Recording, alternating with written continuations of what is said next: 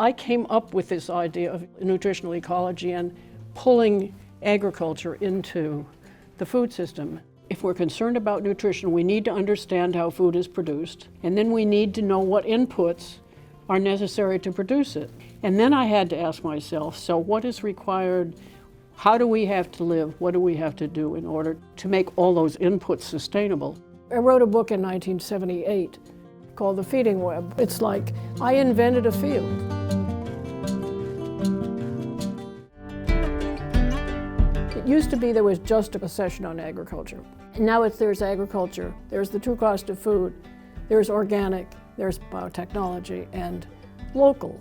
And that we had to really talk about the energy issues on food production. Can we continue this energy high that we've been on? How long can it go on when all the systems are so intricately connected to each other? We have to really transform agriculture. We need a rapid transition to organic and sustainable agriculture. We need renewable energy.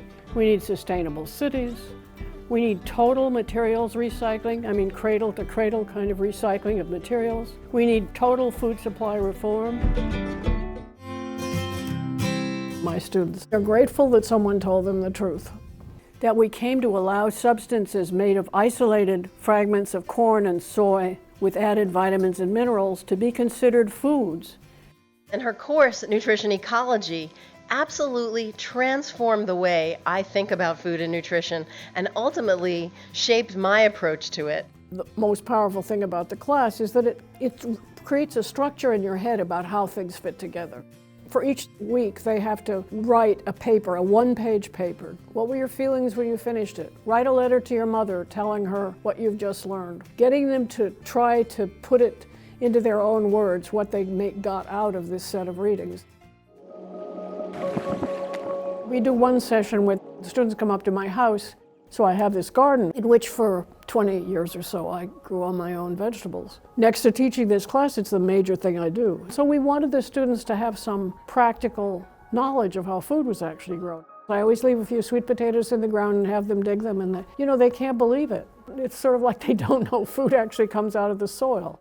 One of the reasons that I started growing all my own vegetables was because 25 years ago, I came to the conclusion that agriculture was in so much trouble, and the only way we could change it was to get the average person to know something about agriculture. And the only way we could do that is that people had to know farmers. They had to sort of be in touch with farmers so they understood what was going on.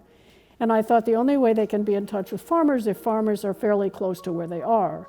And the only way farmers can be fairly close to where they are is if the people will buy what the farmer produces seasonally. So we have to promote seasonal diets. So that's how I became, as Brian Howell called it, the matriarch of the local food movement. And if you look at the Organic Production Act, it's all about soil and improving the soil. And you have until such and such a time to get it to such and such a state. On the other hand, the system we presently have has drastically simplified nature in order to control it. So biotech tries to overcome the problems that creates, the need for more and more pesticides, soil erosion, and so forth, by creating an even more controlled system in which you just plant the crop and spray everything with a herbicide. The last chapter of my book is called Yes, But What Can I Do? You don't want to teach people all this terrible stuff. You want to give them some sense of hope. So we do have this session at the end, and they're each supposed to bring in something, an article or something they read that made them hopeful. I had my notes from last year, and I had basically said it was them that made me hopeful. It's their world. They're not afraid to get out on the streets. They're not afraid to make trouble. Greta Thunberg is a hero, and she's only one. There's a kind of heroism about young people nowadays that makes me very hopeful.